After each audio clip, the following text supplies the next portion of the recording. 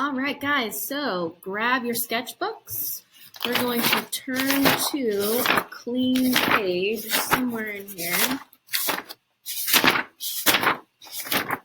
where you have room.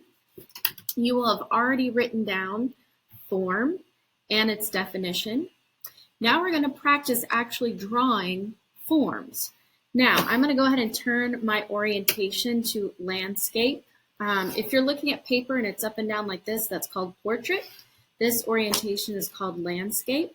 I just don't want the spirals to be in my way, but you might have yours in a different orientation, which is totally cool. I'm going to go ahead and loosen up my hand just by drawing a few squiggle lines. Usually when I do this, it makes the tip of the pencil a little bit smoother so that when I start, it's easier to draw. It also just gets me in the groove for drawing. So if you're using a mechanical pencil or maybe a different weight pencil, your lines might look slightly different. So it's always good to get a feel for the tool that you're using. So once you're warmed up, ready to go, we're actually going to start with basic shapes. Did you know that every single thing that you will draw as an artist can be broken down into the most basic shapes that you learned in kindergarten? And if we know how to turn those shapes into forms, that is the basis for almost every single artwork that we'll do. So we got to practice. Since we're all emerging artists, we're starting out our journey, we got to start with the basics. So let's start with the triangle. Triangle's basic shape. I'm going to start by very lightly sketching out just a basic triangle. Honestly, it's harder than you think to get your lines going in the way that you want. You might have to turn your paper as you go. That's perfectly fine. I do tell my students to draw light till you get it right. Then once you have a shape that looks pretty good, go ahead and darken up those lines. Go as slowly as you need to. Now, you might be thinking, why are we spending so much time drawing a triangle? That is the easiest shape in the world to draw. Oh my goodness. Well, what we're trying to do is develop muscle memory. So the more that you practice the basics, the better your hand is actually going to get at creating what's in your brain. I know it sounds crazy, but trust me, that's how it works. So we got to take our time with the basics because we're training our hand muscles to do what we want it to do. Now I'm drawing a square. Of course, you know, squares have to have the exact same length of sides, which actually is harder to draw than you think. So take your time. Draw lightly. Also, a good rule of thumb for sketchbook is never use an eraser. I mean, you can break that rule if you want to, but if I make a mistake, I just ignore the line and draw right over it, especially if I'm just practicing. I don't usually stop and erase unless I'm practicing a technique or something. So once you have your square shape, there you go. Let's do another basic. This one is the hardest one for me personally. Circle, one of the basic ones, but it's really hard to make your circles perfectly round. So I start light and then I sort of draw it till I've got most of the bumps smoothed out. This one, I probably need to practice more. All right, then I go back over it with darker line. All right, so there's my square. We're gonna do one last shape. This is also a harder one, I think, because it uses curved lines. An oval. So an oval is basically a squished circle. But it's got those curved lines that have to be exact mirrors of the other, and clearly that's hard to do. So see how I just made like 10 mistakes? I'm not stopping, I'm not worrying about that. I'm just drawing right over it until I get something that works for me.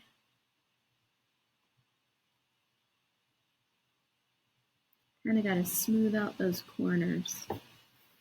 All right, so there's 4 basic shapes. Now, we got to turn them into forms. That's the whole point. How do we do that? Well, I want to keep these shapes up top for reference. So I'm just going to leave them there. I'm going to recreate them underneath. And then those are the ones I'm going to turn into forms. So here's my triangle. Now a triangle can be turned into more than one type of form. One form a triangle can be turned into if you combine a triangle with an oval, for instance, or a circle, depending on your shape. Let's put an oval underneath our triangle. All right, so now I've mashed up my triangle and my oval. I'm going to turn this entire thing into a cone, which now has me wanting ice cream. If you're watching this, send ice cream. All right, so now I've got my basic form, a cone. Now you can kind of do some tricky things with forms to make them look like they're going in different directions. I'm just going to shade the bottom of this so you can kind of see it a little bit better. The thing that makes forms very exciting is when you get into shading and value. We're not getting into that right now. We're sticking with the basics, so hold tight. But if you want to add just a little bit of shading, that's fine. But what happens if we mash up our triangle shape with a square? So here's my basic triangle, right? I'm going to wait to darken it till I've got my square going. Let's see, I'm going to do, actually this will be a parallelogram, I suppose, but all of the sides will be as equal as I can make them. So I've got the bottom parallel to this line, and then the 2 sides parallel.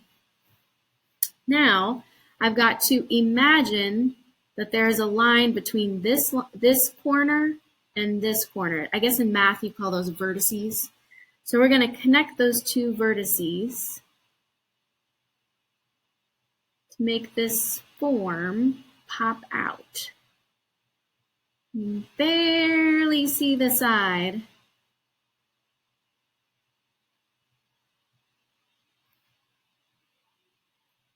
All right. We got our basic.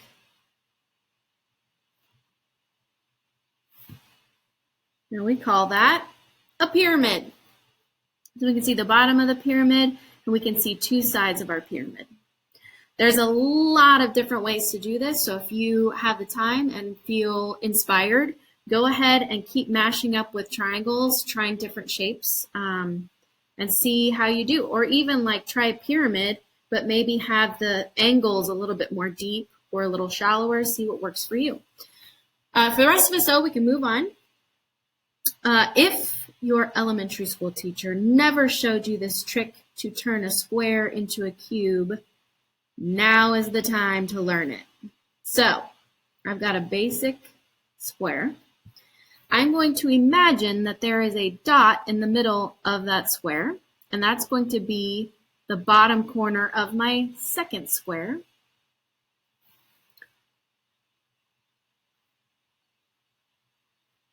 So now I've got two overlapping squares, and all I'm going to do to turn this into a cube is connect the vertices. Ta-da! Now we have a cube. That's the fast and easy way. But let's try making a cube in one other way so we don't have all the extraneous lines everywhere. So I'm going to start off again with just a square.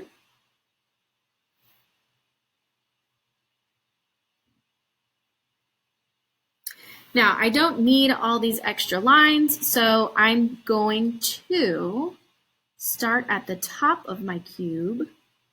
Now, this line and the line directly across from it need to be the same length and facing exactly the same angle so that they're parallel. And I can finish these guys off with the top.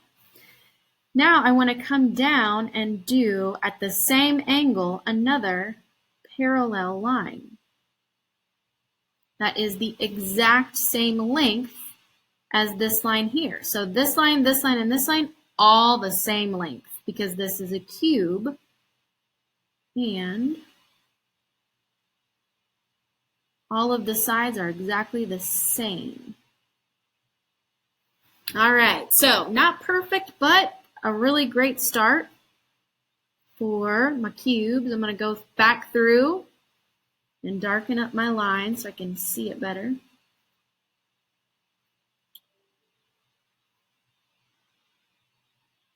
And of course, if you were making a rectangular prism or something, you would make these lines longer than the ones over here. Let's move on to our circle. So a circle, if we turn a circle into a form, we call that a sphere. So let's redraw our circle. Y'all know how great I am in circles. So I'm drawing really lightly so I can kind of see all the lumps and bumps. Whoops. All right, so the way that you turn a circle into a sphere is shading. I just said we're not going to do any shading. We're going to get into that later on, but I did want you to just make the connection that your circle, when it's a form in 3D, is called a sphere, and we'll get into all the shading. Don't even worry about this. If you just want to have it maybe just a little darker on the edge, just to remind you, there's your sphere. Now, our last shape, this is a super important basic shape you're going to find everywhere in nature, in scenes that you might want to draw. We're going to turn this oval into a cylinder.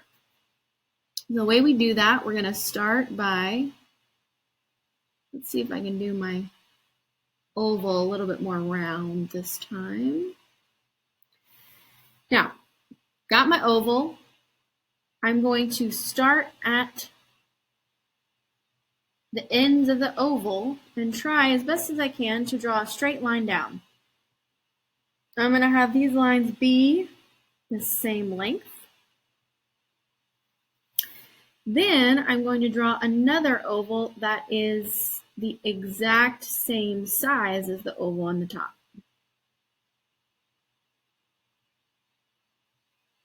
Okay, so when you're drawing, you can actually either erase that one to have your cylinder open at the bottom, or erase this line to have your cylinder at the top. I went ahead and drew the entire oval because I want you to be able to see how the shapes mash up to become forms. If you wanted to try that just like we tried it here without the extraneous lines, all you do, you'd start with your oval. You get your straight lines and then have a curve at the bottom to match the bottom curve of this oval.